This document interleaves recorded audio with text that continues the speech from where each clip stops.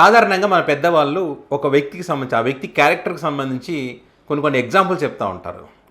అరే మనిషి మొత్తం చూడాలి, మనం ఒక మెతుకు చూసి తెలిసిపోతుంది కదా, అన్నం మొత్తం ఉడికిందో చూడం కదా, ఒక మెతుకు చూసి తెలిసిపోతుంది కదా అని చెప్పి ఆ వ్యక్తి క్యారెక్టర్ గురించి మొత్తం తెలియాల్సిన అవసరంలే, ఒక నిమిషం మాట్లాడిన తెలిసిపోతుంది కదా అని చెప్పి ఆ రకంగా మనం మాట్లాడుతూ ఉంటాం. ఇప్పుడు ఈ మాట ఎందుకు చెప్తున్నానంటే, ఇప్పుడు సోషల్ మీడియా వేదికగా 53 సెకండ్ల వీడియో పెద్ద సంచలనంగా మారింది, పెద్ద ఎత్తున వైరల్ అవుతుంది. ఎందుకంటే చెప్పాలనుకున్నటువంటి విషయం ఇప్పుడు ఈ కూటమి పాలనకు సంబంధించి కానీ, పవన్ కళ్యాణ్ గారి వ్యవహార శైలికి సంబంధించి కానీ, జగన్మోహన్ రెడ్డి గొప్పతనానికి సంబంధించి కానీ 53 సెకండ్లలో చెప్పారు. నిజంగా వండర్ఫుల్ అనిపించింది నాకు.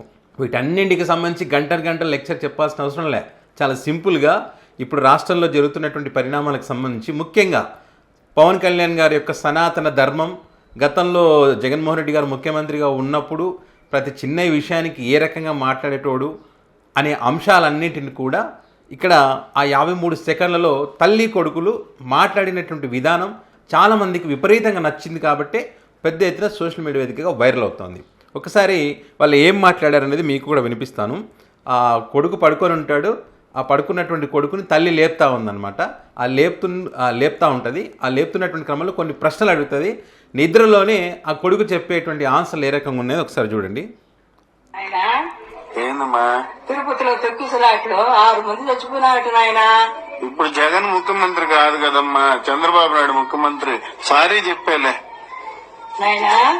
ఏందమ్మా సింహాచలంలో గోడ కూలి 8 మంది చచ్చిపోయినట్టు నాయన.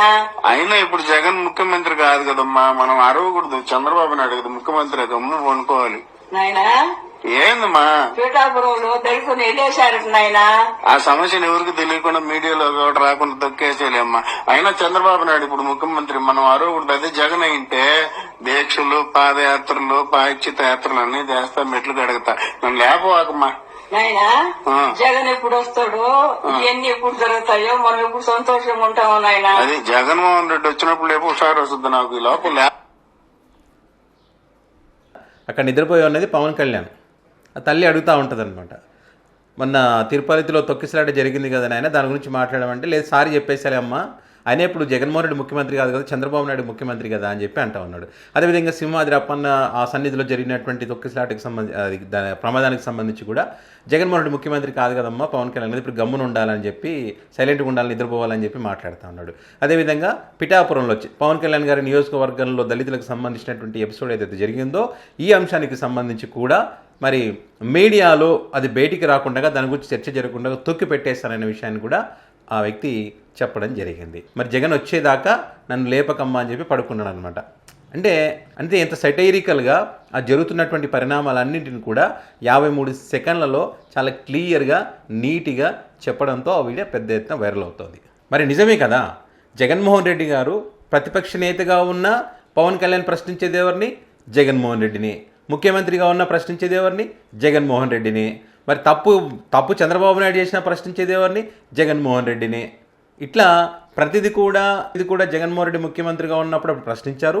ఇప్పుడు చంద్రబాబు నాయుడు గారు ముఖ్యమంత్రిగా ఉన్నప్పుడు ఏదైనా ఇబ్బంది వస్తుందన్నప్పుడు నిద్ర మేలుకొని వచ్చి సనాతన ధర్మం అని చెప్పి బట్టలు వేసుకొని ఈ మెట్లు కడగడాలి కానీ, ఇవన్నీ సనాతన ధర్మ బోర్డులకు సంబంధించి కానీ ఈయన మాట్లాడుతున్నటువంటి పరిస్థితి. సో దానికి సంబంధించి 53 సెకండ్లలో ప్రస్తావించారు. మీ అందరికీ తెలుసు కదా, తిరుపతి లడ్డులో కల్తీ జరగకపోయినా కూడా జరిగిందని చెప్పి పవన్ కళ్యాణ్ గారు దీక్షలు చేసిండు. తర్వాత ప్రాయచిత దీక్షలు అంటూ మెట్లు కడగడం చూసాం మనం. అదే తిరుపతిలో తొక్కిసలాట జరిగినప్పుడు 6 మంది చనిపోతే దీక్షలు చేయలేదు, సారితో సరిపెట్టుకున్నారు.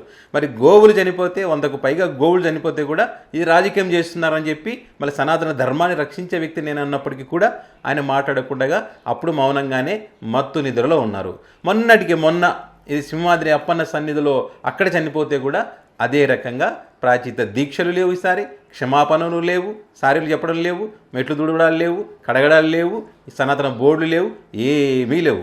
మౌన దీక్ష, నిద్రమత్తులో ఉన్నారు. ఎందుకంటే జగన్మోహన్ రెడ్డి ముఖ్యమంత్రి కాదు, ఇక్కడ చంద్రబాబు నాయుడు గారు ముఖ్యమంత్రి. కాబట్టి మనం నిద్రలో ఉండాలి, మాట్లాడకూడదు అన్నది వాస్తవమా కాదా? ఆ వాస్తవాలు ఈ 53 సెకండ్లో తల్లి కొడుకులు లేవనెత్తారు.